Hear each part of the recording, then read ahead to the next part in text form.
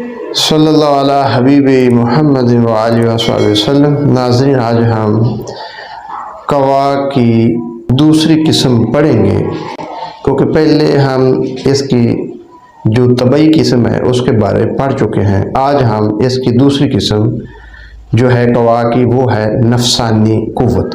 تو آج ہم نفسانی قوت کے بارے میں پڑھیں گے۔ تو قوت نفسانی، اس کا تعلق دماغ سے ہے، اور پھر اس کی آگے دو قسمیں ہیں: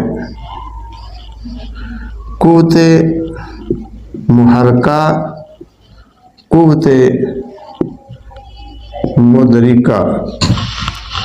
تو قوت نفسانی جو ہے یہ اصل میں جسم میں حس و حرکت پیدا کرتی ہے، جس طرح اعصاب، عضلات، حواس دماغ، اور بلکہ چلنا پھرنا، اٹھنا بیٹھنا، جتنی بھی حرکات ہیں ان کا تعلق قوت نفسانی سے ہے۔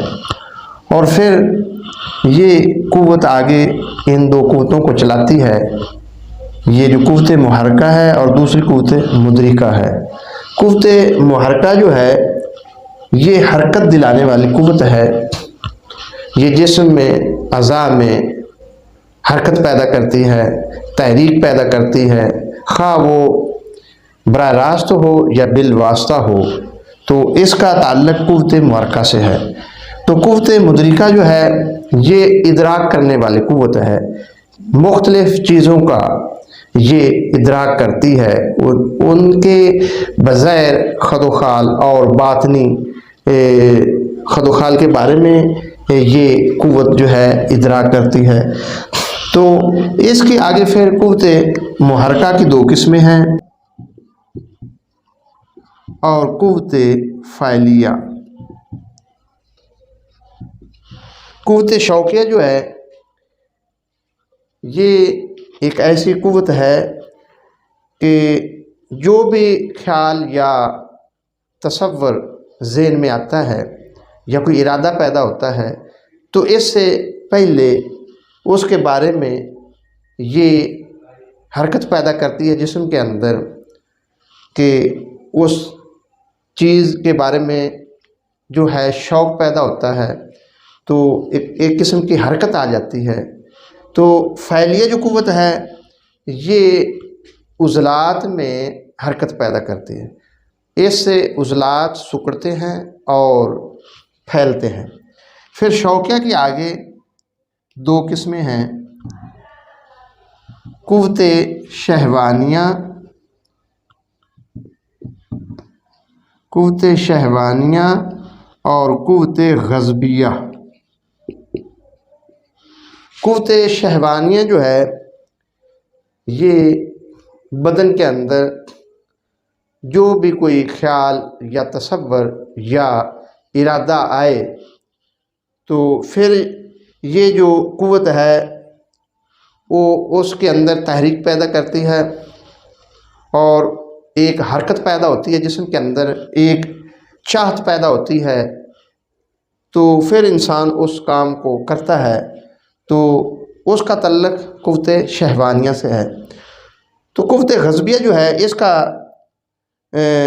جو ہے اگر کوئی کسی قسم کا انسان کو خطرہ پیدا ہو یا خطرناک چیز سامنے آ جائے تو پھر اس قوت کے ذریعے انسان اس سے بچنے کی کوشش کرتا ہے، یا کوئی ظلم کرے تو پھر اس کا دفاع کرتا ہے۔ تو یہ قوت انسان کے اندر دفاعی کام دیتی ہے۔ تو اس سے آگے جو یہ قوت مدرکہ ہے اس کی پھر آگے دو قسمیں ہیں۔ قوت مدرکہ کی دو قسمیں ہیں: بیرونی قوت اور اندرونی قوت۔ بیرونی قوت اس کو ظاہری قوت بھی کہتے ہیں، اور اندرونی قوت کو باطنی قوت کہتے ہیں۔ تو یہ جو بیرونی قوت ہے اس کا آگے 5 چیزوں سے تعلق ہے۔ یہ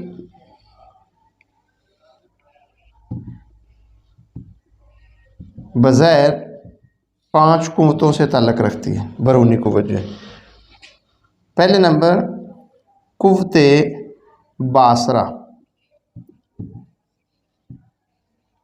दूसरी कुव्वत है कुव्वत साम्या, अगे तीसरी कुव्वत शामा,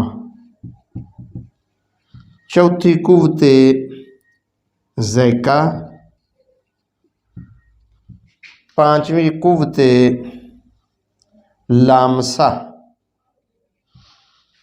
तो ये जो कुव्वत बासरा है इसका ताल्लुक़ आँखों से है। आँखें मुख्तलिफ़ चीज़ों का अदराक करती हैं, मुख्तलिफ़ रंगों का, रोशनियों का, और मुख्तलिफ़ चीज़ों को आँखें देखती हैं तो उनका ये इदराक करती है, उनके बारे जानती हैं। और फिर यही जो इदराक आँखें करती हैं फिर ये आगे जो है कुव्वत मुद्रिका, और कुव्वत मुद्रिका का ताल्लुक़ कुव्वत नफ़सानी से है, और कुव्वत नफ़सानी का ताल्लुक़ दिमाग से है। तो ये सब चीज़ें फिर दिमाग की तरफ जाती हैं। तो कुव्वत साम्या ये सुनने वाली कुव्वत है। खला के अंदर, हवा के अंदर जो आवाज़ें लहरा रही होती हैं, कान इनको सुनते हैं और ये बात सुनकर फिर आगे जो बातनी कुव्वतें हैं, अंदरूनी कुव्वतें हैं, उनको भेजते हैं। तो इसी तरह कुव्वत शामा सूंघने की कुव्वत है, इसका ताल्लुक़ नाक से है, और नाक के ज़रिए अच्छी खुशबू और बदबू के बारे में ये नाक जो है सूंघने वाली कुव्वत है ये पता देती है। तो इसी तरह ये ज़ैका है, इसका ताल्लुक़ ज़बान से है। ज़बान मुख्तलिफ़ चीज़ों का जो ज़ैका है वो बताती है, क्या ये मीठा ज़ैका है, नमकीन ज़ैका है, फीका ज़ैका है। तो ये इसका ताल्लुक़ दिमाग से है। और कुव्वत लामसा का ताल्लुक़ जिल्द से है, पूरे जिस्म की जो जिल्द है इससे ये कुव्वत लामसा है। इंसान को जब भी कोई चीज़ इंसान छूता है या इस जिल्द से कोई चीज़ लगती है तो इसे फ़ौरन महसूस होता है। तो ये कुव्वत लामसा इसको कहते हैं।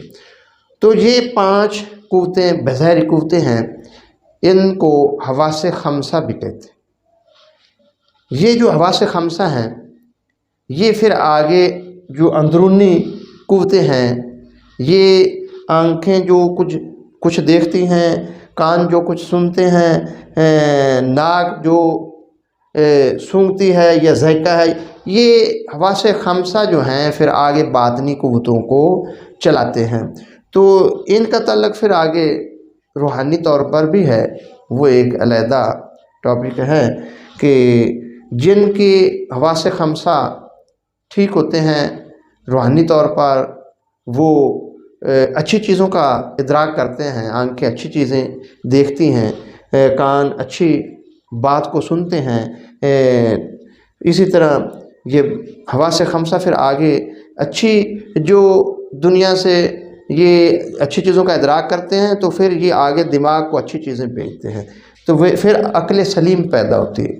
तो जो अगर ये हवासे खमसा ख़राब हो जाएं, आँखें जो है गलत देखना शुरू कर दें, कान गलत बात सुनना शुरू कर दें, इसी तरह नाक है, ज़ैका है, ये हराम चीज़ें जो हैं वो ज़बान से ज़ैका उनका लिया जाए, और लामसा ये जिल्द जो है, ये जितने भी हवासे खमसा है अगर ये शरीयत के मुताबिक चलेंगे तो फिर बातनी अज़ा तंदुरुस्त होंगे, बातनी तौर पर कुव्वत ताकत बढ़ेगी और इंसान की रूह में एक रूहानी पावर पैदा होगी, फिर ये मुख्तलिफ़ रूहानी चीज़ों का इदराक करेगी।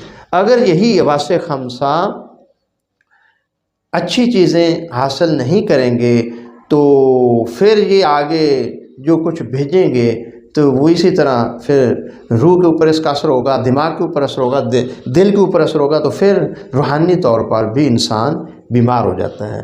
तो जिस्मानी तौर पर भी यही हवासे खमसा जो हैं अगर ये ठीक हैं तो फिर बातिनी कुव्वतें भी मजबूत होती हैं। अगर यही हवासे खमसा ठीक नहीं तो फिर अंदरूनी कुव्वतें भी कमज़ोर हो जाती हैं। जो अंदरूनी कुव्वतें हैं इनका ताल्लुक़ भी 5 चीज़ों से है। पहली जो किस्म है वो है हिस्स मुश्तरक। دوسری ہے خیال، تیسری قسم ہے وہم، اور چوتھی قسم ہے حافظہ، اور پانچویں قسم ہے متخیلہ،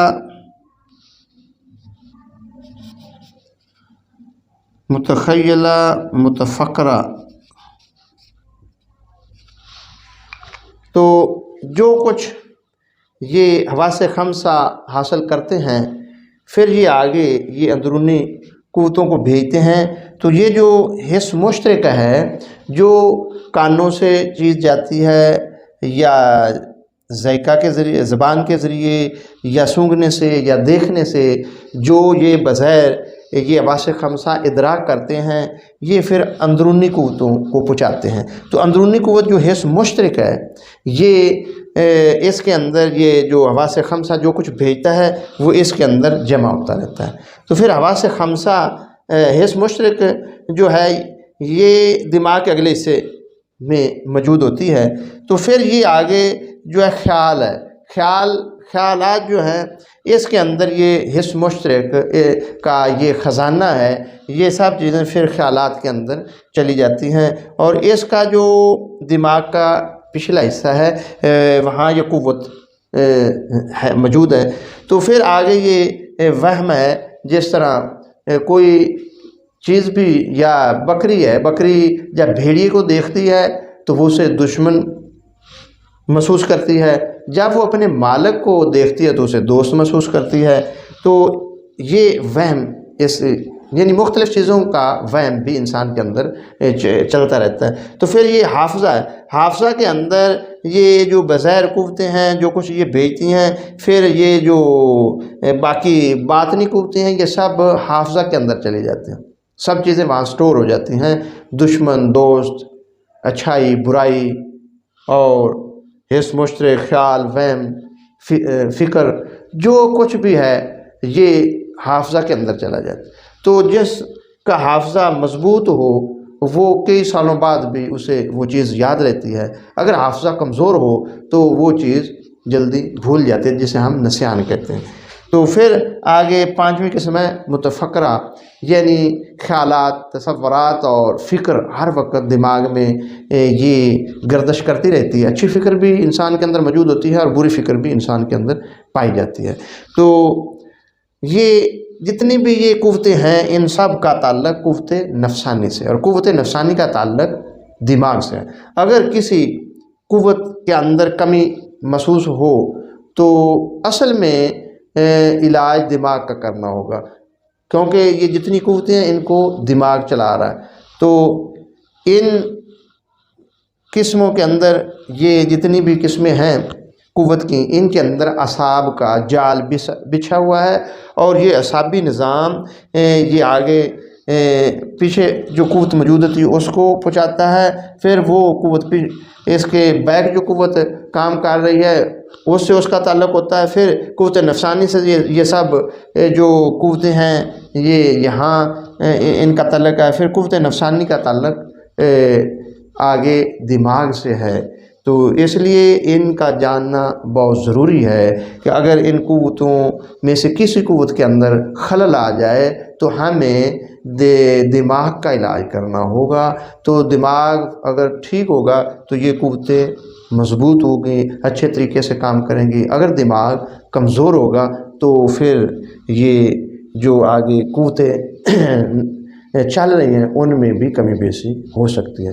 جس طرح آج کل بچوں کے اندر ایک نئی مرض آئی ہے آٹیزم، یعنی بچے اپنی مرضی سے کام تو وہ کر لیتے ہیں، جن کے اندر یہ بیماری پائی جاتی ہے، لیکن وہ کوئی ان کو بات بتائے یا سمجھانے کی کوشش کرے تو وہ بات کو نہیں سمجھتے۔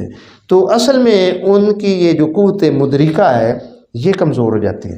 قوت مدرکہ کیونکہ یہ ادراک کرتی ہے، باہر والی چیزوں کا ادراک کرتی ہے، پھر باہر والی جو قوتیں یعنی قوت خمسہ ہیں یہ آگے اندرونی قوتوں کو مضبوط کرتی ہیں، یہ پیغام پہنچاتی ہیں۔ تو اصل میں یہ جو مین قوت ہے قوت مدرکہ یہ کمزور ہو جاتی ہے، جس وجہ سے یہ جو حواس خمسہ ہے یہ آگے بات ان کے حواس خمسہ کمزور ہوتے ہیں، جس کی وجہ سے پھر آگے اندرونی جو ان کی قوتیں وہ بھی کمزور ہو جاتی ہیں۔ تو ان کے علاج کے لیے بھی اصل میں قوت مدرکہ کو ٹھیک کرنا ہوگا، تو پھر ان کا بھی علاج ہو سکتا ہے۔ دعا اللہ پاک ہمیں ہر قسم کی بیماری سے محفوظ فرمائے اور طب کا علم جاننے کی توفیق عطا فرمائے۔